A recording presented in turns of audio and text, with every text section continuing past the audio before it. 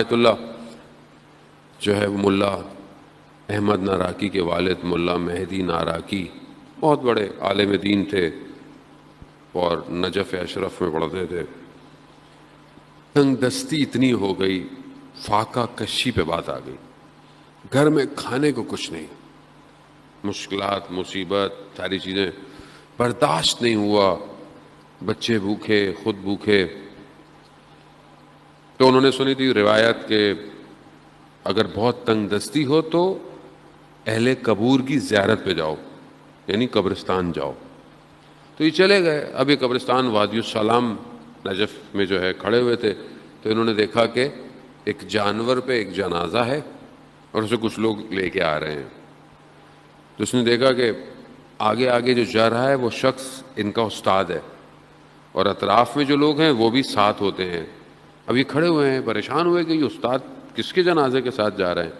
لیکن انہوں نے جب قریب سے ہوا تو انہوں نے دیکھا کہ استاد نے نگاہ نہیں کی، یعنی کوئی توجہ نہیں دی. تو یہ بڑے عجیب سے برابر میں جو شخص جا رہا تھا تو کہا کہ یہ استاد، کہا نہیں جو تم سمجھ رہے ہو یہ ایسا کچھ بھی نہیں ہے. کہا کیا ہے یہ کیا ہے؟ کہا نہ میں وہ ہوں نہ یہ استاد وہ ہیں جو تم سمجھ رہے ہو. کہا تو پھر؟ کہا اس جانور کو پکڑو جو لے کے جا رہا ہے پتہ چل. جیسے ہی کہا پکڑا، اچانک سے ایک ظلمات کی وادی میں چلا گیا، ایک تاریکی، اور دور دیکھا ایک دریچہ کھلا ہوا ہے. اس دریچے کی طرف بڑھا تو اب میں نے کیا دیکھا، کوئی اور ہی وادی ہے، سرسبز باغ ہیں، عجیب سے پتھروں سے بنے ہوئے بغیر ستونوں کے جو ہیں وہ درخت اور ساری اور چھتیں کھڑی ہوئی ہیں. میں بہت عجیب سا ہو گئی، وادی کیا ہے؟ یعنی جو وہ خود کہتے ہیں کہ یہ توصیف نہیں ہو سکتی تھی، یعنی تعریف نہیں کر سکتا تھا کہ وہ کیا تھا. کہا میں نے ایسے میں دیکھا کہ ایک جوان ایک مسند پہ بیٹھا ہے. وہ اٹھا اور اس نے مجھے بولا کہ آؤ آؤ بیٹھو. کہا تم کون ہو؟ کہا میں وہی ہوں جس کا تم جنازہ پکڑ رہے تھے. کہا وہ کیا تھا؟ کہا کہ میں مرا کہیں اور ہوا تھا، کیونکہ آپ جانتے ہیں کہ جو مومن دنیا میں کہیں بھی دفن ہو اس کی روح کو عالم برزخ میں وادی السلام لایا جاتا ہے. تو کہا مجھے برزخی وادی میں، اور وہ جو تم سمجھ رہے ہو وہ تمہارے استاد نہیں بلکہ وہ ملائکہ تھے جن کی ڈیوٹی تھی جو مجھے یہاں لے کر آئے. کہا میں وہاں آیا ہوں. ظاہر انسان کا عمل ایسا ہو کہ انسان کی روح وہاں کمال پہنچے. کہا میں نے اطراف دیکھا تو میں نے کہا کہ میں دیکھتا ہوں، میں گھومنے لگ گیا. میں دیکھا تو مجھے اپنے ماں باپ نظر آئے. میں نے دیکھا کہ میرے ماں باپ رشتہ دار جو دنیا سے جا چکے ہیں سب وہی ہیں.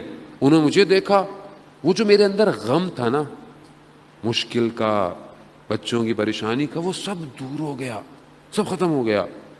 پھر میں ماں باپ اپنے اور جو رشتہ دار تھے، اچانک سے میرے ماں باپ نے میرے بچوں کے بارے میں پوچھا. جیسے ہی پوچھا نا وہ غم میرے دل میں دوبارہ آ گیا. وہ سمجھ گئے.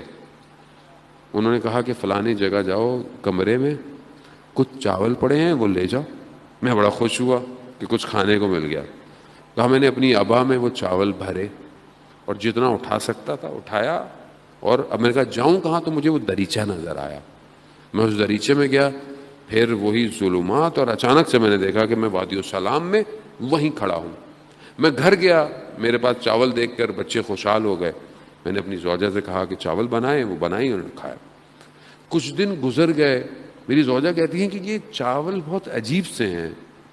کہا میں جتنے اٹھاتی ہوں اور جب دوبارہ جاتی ہوں تو یہ اپنی جگہ پہ ویسے کے ویسے ہی ہوتے ہیں، ختم نہیں ہو رہے. دوسرا عالم ہے، مطلب بہت نفیس اور بہت لطیف نقطہ ہے. دوسرے عالم سے کچھ آیا ہے ایسا نہیں ہے کہ نہیں آ سکتا، آتا ہے، آ سکتا ہے. وہ دے سکتے ہیں، اہل ہوں لینے کے. عطا ہے، عطا ہوتی ہے، عطا ہوتی ہے. اب یہاں کہہ دوں جملہ آ گیا. لوگ کہتے ہیں کہ شہداء کو کیوں یاد کرتے ہیں آپ اتنا؟ کیوں آپ ہر وقت ہر مجلس میں سبط جعفر کے لیے فاتحہ پڑھواتے ہیں؟ کیوں؟ کیونکہ وہ اس وادی میں ہیں. جہاں سے لفظ عطا ہوتے ہیں. اب لوگ کہتے ہیں مولانا آپ بولتے ہیں ہم سنتے رہتے ہیں, آپ بولتے ہیں ہم سنتے رہتے ہیں, میرا کوئی کمال نہیں ہے. یہ اس وادی سے آ رہا ہے, ختم نہیں ہو رہا.